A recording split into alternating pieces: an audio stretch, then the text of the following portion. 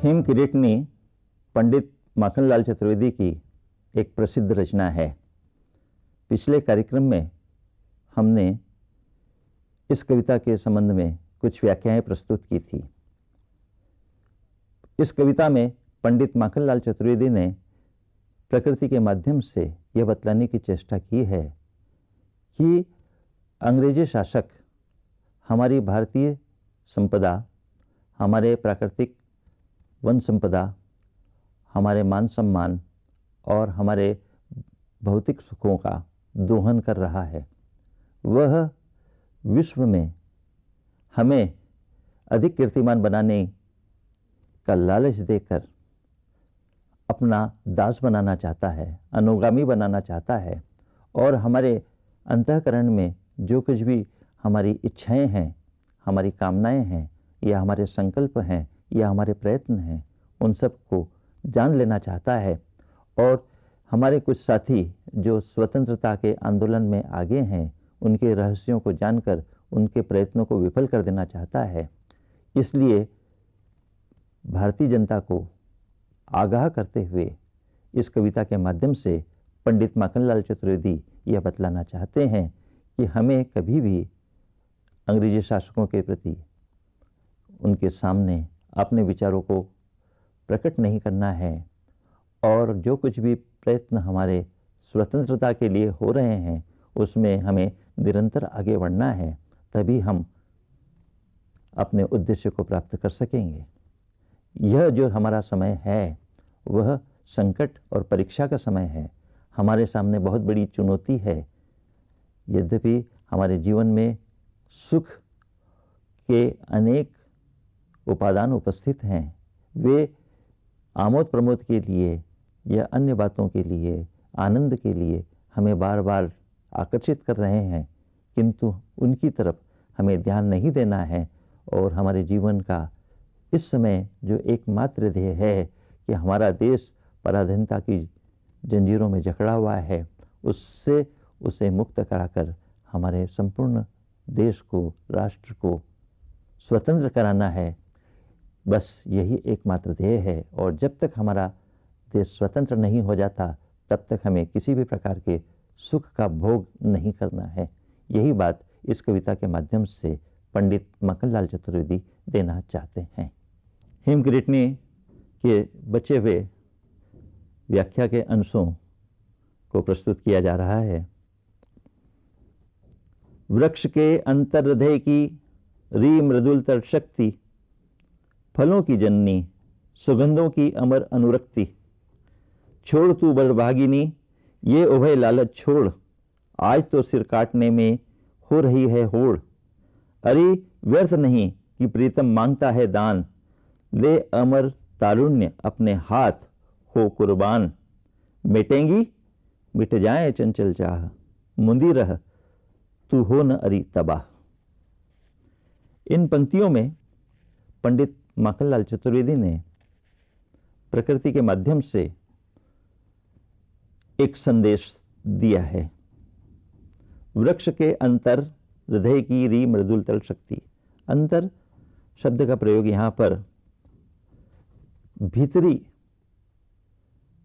भाव को अभिव्यक्त करता है।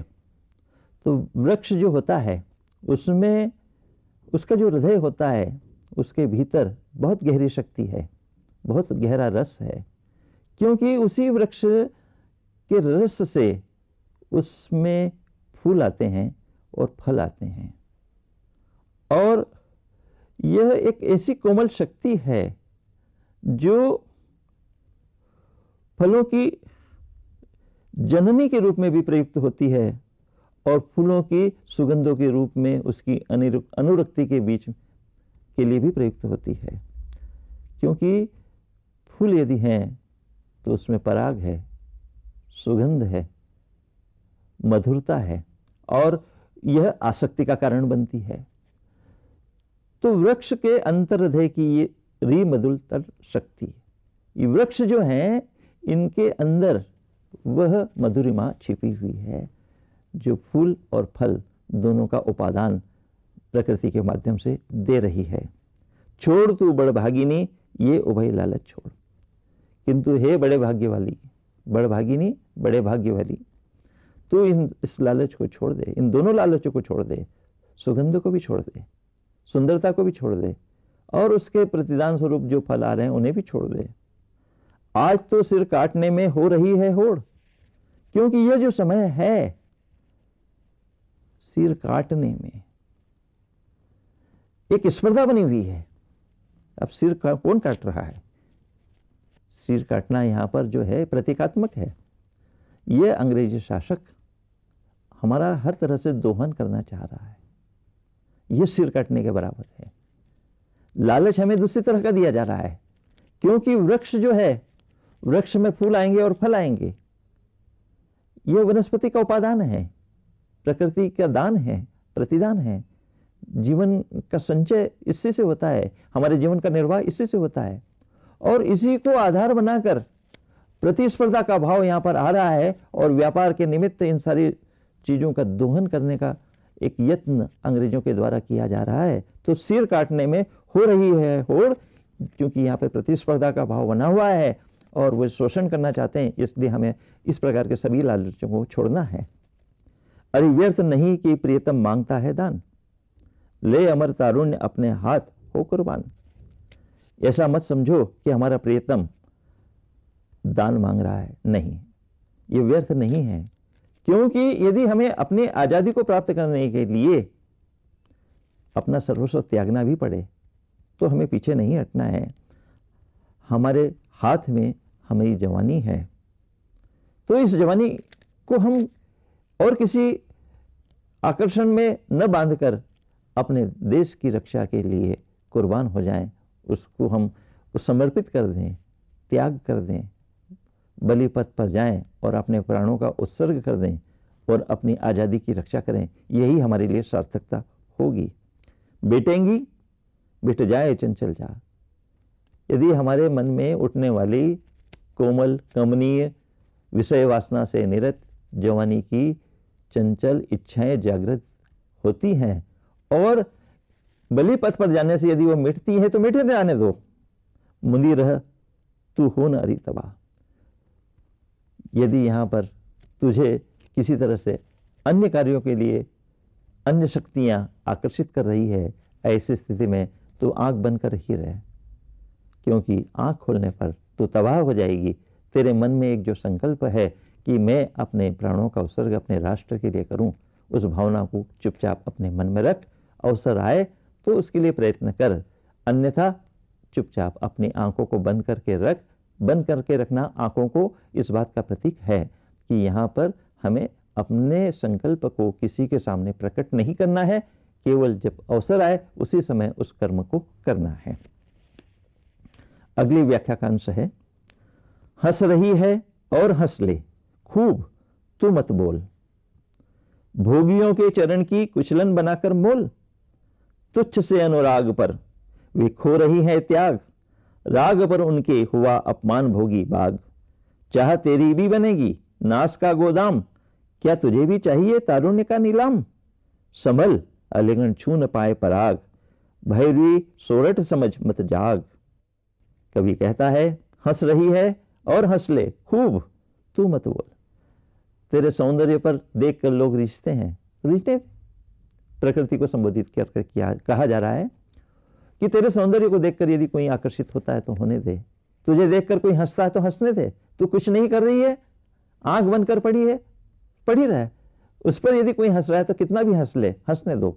हमें उनकी हंसी से, उनके व्यंग से आहत नहीं होना है, क्योंकि सामने वाला तो हमें किसी न किसी तरह से हमारे रहस्य को जान लेने के लिए आतुर है।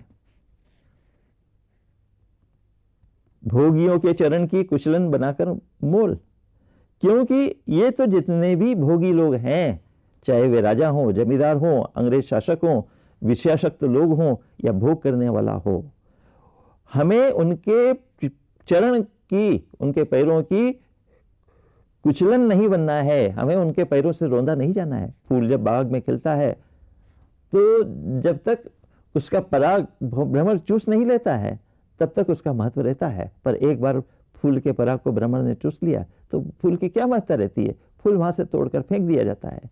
कुमला जाता है तो तोड़ के दिया, और किसी भी पैरों के नीचे वह कुचल जाता है। इसी तरह से मनुष्य की जवानी भी होती है। जब तक उसकी जवानी का आशो है, जवानी का सौंदर्य है, जवानी की शक्ति है, तब तक तो उसकी कीमत है। और जवानी जब समाप्त हो जाती है तो फिर शक्तिहीनता की उस स्थिति में जो भी शोषक वर्ग है उसके द्वारा वह उपेक्षित हो जाता है। तो ये कुचलन यहाँ उपेक्षा का भाव प्रदर्शित कर रहा है। राग पर तुच्छ से अनुराग पर वे खो रही है त्याग, राग पर उनके हुआ अपमान भोगी बाग। तुच्छ से अनुराग पर, एक तुच्छ है छोटा सा, सूक्ष्म, जिसका कोई मोल नहीं, जिसकी कोई कीमत नहीं, अनुराग है ना प्रेम। तो जो एक छोटा सा प्रेम है उस पर वे अपने संपूर्ण त्याग की भावना को खो रही है। राग पर उनके हुआ, और राग यहां पर प्रेम के प्रतीक के रूप में भी है, सौंदर्य के प्रतीक में भी है। तो राग पर उनके हुआ अपमान भोगी बाग, और उनके इस प्रेम पर जो बाग है और उसका जो सौंदर्य है वह अपमान को भोगता है, क्योंकि एक बार शोषण हुआ तो उसके बाद फिर उसका कोई मूल्य नहीं रह जाता है। चाह तेरी भी बनेगी नाश का गोदाम, तुम्हारी जो भी इच्छाएं हैं वह यदि तुमने अपने आप को अभिव्यक्त कर दिया या अपने सौंदर्य को किसी को भी समर्पित कर दिया, उस स्थिति में यह तो जो तुम्हारा बाग है ये नाश का गोदाम हो जाएगा। अर्थात संपूर्ण भारतवर्ष जो है यह शोषण का केंद्र बन जाएगा। क्या तुझे भी चाहिए तारुण्य का नीलाम? तो क्या तुम अपनी जवानी को नीलाम करना चाहते हो? नहीं। हे भारतवासियों, जागो, तुम में जो यह सौंदर्य है उस सौंदर्य को, अपनी जो शक्ति है उसे संभाल कर रखो। संभल अलिगण छू न पाए पराग, इसलिए तुम्हें सावधान होने की जरूरत है। यह जो अलिगण है अर्थात अंग्रेज शासक हैं या जो भी शोषण करता है वे तुम्हारे पराग को छुए नहीं, किसी तरह से उसका स्पर्श भी ना कर पाए। भैरवी सोरठ समझ मत जाग, ऐसा मत समझना कि ये जो भैरवी राग तुम्हारे सामने जागने के लिए बजाया जा रहा है इसको सोरठ समझकर अर्थात एक रांगिनी समझकर मत जागना, क्योंकि यह यहाँ पर तुम्हें जगाने के लिए नहीं बल्कि तुम्हें शोषित करने के लिए ही उपस्थित हुआ है। यह भ्रम है, इस भ्रम में हमें किसी भी भारतीय को नहीं पड़ना है। यह बात इन पंक्तियों के माध्यम से कवि ने अभिव्यक्त की है। व्याख्या का अगला अंश। क्या कहा, कैसे सहूं इस कोकिला की हुक, और मैना की मधुरता कर रही दो टुक। मृदुल चिड़ियों की चहक पर महक है बेचैन, यह सवेरे की हवा आ गई बनकर मैन। ठीक है तब भी छिड़े तेरा प्रलय से जंग, री प्रसादिनी हो न तेरा वह तरुण तप भंग। भावुकों के अमित अभिमान, जाग मत अगपर न कर अवसान। कवि कहता है क्या कहा, कैसे सहूं इस कोकिला की हुक। मधुर ध्वनि आएगी तो आकर्षित तो होना ही है। सौंदर्य से या मधुर ध्वनि से हर कोई आकर्षित होता है। तो कवि कह रहा है कि क्या कहा, तुमने कहा कि भाई ये कोकिला जो है बसंत ऋतु में इस आम वृक्ष की डालियों पर बैठकर कूक रही है, तो उससे क्या उससे प्रभावित नहीं होना है क्या? उसको कैसे सहन करें? यदि एक तरफ हम त्याग और बलिदान की बात करते हैं और दूसरी तरफ हमारे सामने सौंदर्य की मधुरिमा है, जीवन की तरुणाई है और एक सौंदर्य का और मधुरता का एक प्रतीक हमारे सामने कोयल के रूप में आ रहा है, तो उसे कैसे सहन करें? क्योंकि दोनों चीजें सहन नहीं की जा सकती। और मैना की मधुरता कर रही दो टुक, और इसी तरह से मैना भी जो है वहां पर अपनी मधुर ध्वनि को हमारे सामने रख रही है। तो चाहे वो कोयल हो अथवा मैना हो, यह आकर्षण के प्रतीक है। इनसे बचना बहुत कठिन प्रतीत हो रहा है। मृदुल चिड़ियों की चहक पर महक है बेचैन, और इसी तरह से वन संपदा के ऊपर चिड़िया भी बैठी हुई है, वह भी अपने कलरव से वातावरण को प्रभावित कर रही है, बेचैन कर रही है। यह सवेरे की हवा आकर बन गई मैन। सवेरे के जो कोमल शीतल मंद समीर होता है, हवा का झोंका होता है, वह कामदेव बनकर सामने आता है। मैं नाने कामदेव, कामदेव बनकर सामने आ रहा है, काम की भावना जगा रहा है, विषय वासना जगा रहा है। प्रकृति यहाँ पर उद्दीपक रूप में हमारे सामने आ रही है। और जब इतना सौंदर्य से आपूरित वातावरण होता है तो किसी के भी मन में सौंदर्य और काम की भावना जागृत होती है। तो ऐसी स्थिति में मन पर नियंत्रण कर पाना बहुत कठिन होता है। पर कवि कहता है, ठीक है तब भी छिड़े तेरा प्रलय से जंग। उनका ठीक है, यह सब कुछ हो रहा है, परंतु तुझे प्रभावित नहीं होना है, और जो प्रलय की स्थितियां आ रही है उससे तुझे युद्ध करना है, अर्थात स्वतंत्रता प्राप्त करने के लिए आगे बढ़ना है। री प्रसादिनी हो न तेरा यह तरुण तप भंग।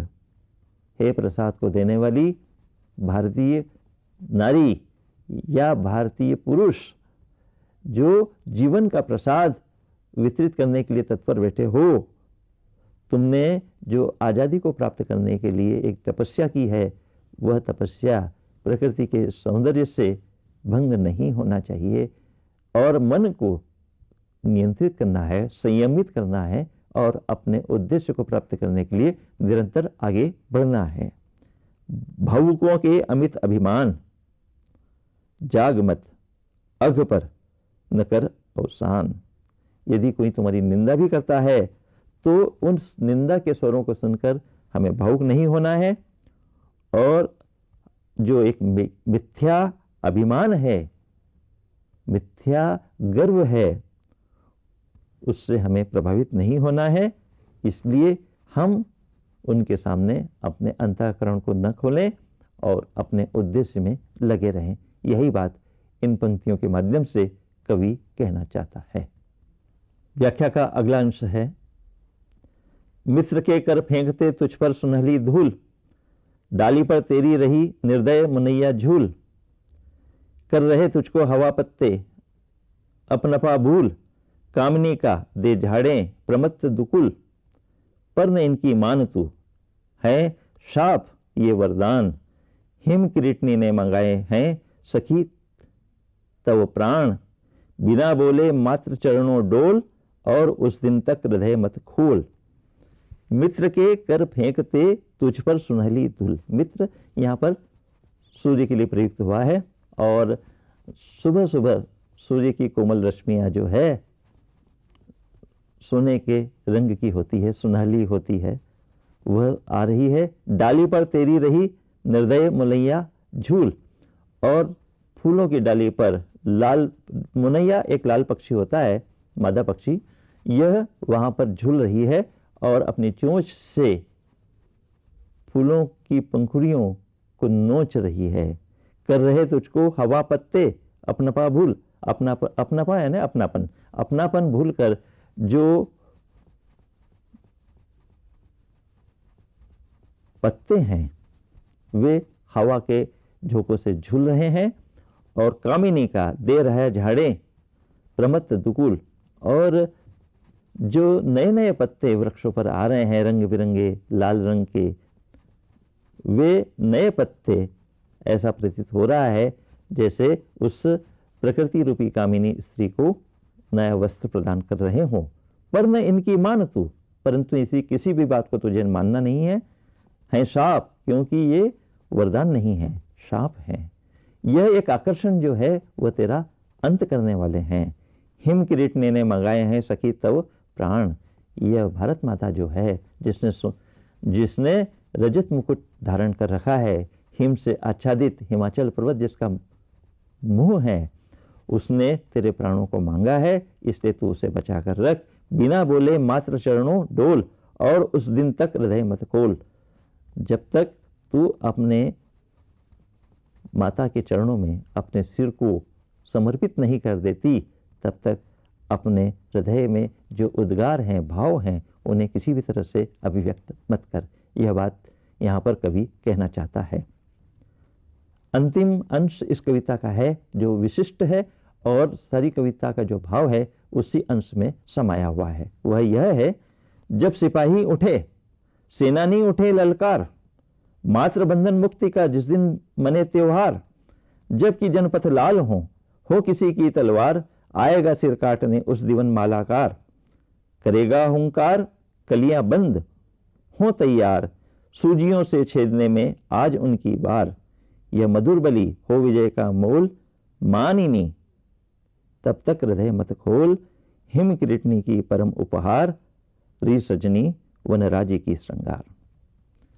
कवि कहता है, जब सिपाही उठे, सेनानी उठे ललकार, युद्ध का समय आ चुका है। यह अंतिम युद्ध है जब हमें आजादी प्राप्त करनी है।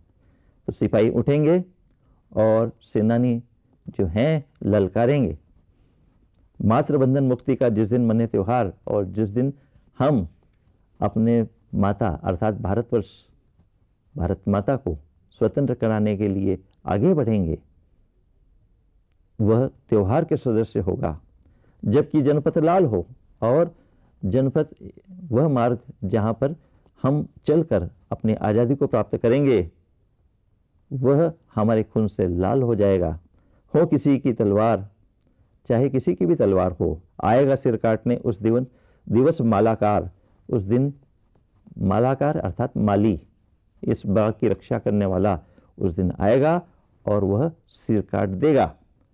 करेगा हुंकार, वह हुंकार भी करेगा, जोर से चिल्लाएगा भी, कलियां बंद, कलियां सब बंद हो जाएगी, हो तैयार। जो भी कलियां, जिन्होंने भी, जो यौवन से भरे हुए लोग हैं, कली अर्थात यौवन का प्रतीक, कली अर्थात तरुणाई, इस देश की तरुणाई है, इस देश के जो युवा हैं, उन सबको संबोधित करते हुए कह रहे हैं कि आप तैयार हो जाइए, सूजियों से छेदने में आज उनकी बार।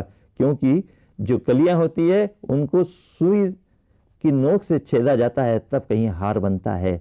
तो तुम जो है, तुम्हारे मस्तक यहाँ पर कटेंगे और उस मस्तकों से जो एक माला बनेगी, वह भारत माता की स्वतंत्रता के गले में पड़ेगी। और स्वतंत्र भारत माता के गले में वह जो तुम्हारे मस्तकों का हार है, वह कलियों के हार के सदृश सुशोभित होगा। यह मधुर बलि हो विजय का मोल, माननी तब तक हृदय मत खोल, हिम किरीटनी की परम उपहार, री सजनी वनराजी की श्रृंगार। यह मधुर वेला है उस समय जबकि हम विजय को प्राप्त कर रहे हैं। मानिनी तब तक हृदय मत खोल। हे मानिनी स्त्री, हे मानिनी, हे सौंदर्य वाहिनी, हे प्रकृति, हे भारत की जननी, हे भारत के लाल, तुम उस समय तक, जब तक कि हमें विजय नहीं मिले, अपने हृदय और अपने हृदय में बसी हुई भावनाओं को अभिव्यक्त मत करो। हिम किरीटनी की परम उपहार, क्योंकि हमें उस बर्फ आच्छादित भारत माता के मस्तक के लिए एक उपहार देना है। हे सखी, यह वन की जो संपदा है, फैली हुई संपदा है, यही भारत माता का श्रृंगार है और इसे सहेज कर रखना है जब तक कि हमें आज़ादी प्राप्त नहीं हो जाती। यह बात इस कविता के माध्यम से पंडित माखनलाल चतुर्वेदी ने अभिव्यक्त की है। हिम किरीटनी पंडित माखनलाल चतुर्वेदी की वह कविता है जो प्रकृति के माध्यम से राष्ट्रीय भावनाओं की अभिव्यक्ति को आकार प्रदान करती है। इस कविता के माध्यम से पंडित माखनलाल चतुर्वेदी ने छायावादी कविताओं की चित्रात्मकता और मानव चेतना दोनों को स्पंदित किया है। इसमें उनकी चेतना अधिक उन्मुक्त है, सहज है, और उसके माध्यम से उन्होंने प्रकृति और मानवीकरण दोनों के बीच में जो एक सामंजस्य स्थापित किया है, वह स्तुत्य है और अनुकरणीय है। पंडित माखनलाल चतुर्वेदी हिंदी की राष्ट्रीय कविता के सशक्त हस्ताक्षर हैं और उनकी राष्ट्रीय कविताएं न केवल भारतीय बल्कि वैश्विक धरातल पर भी अपना विशेष महत्व रखती है। इस दृष्टि से हिम किरीटनी की यह रचना विशेष महत्वपूर्ण है।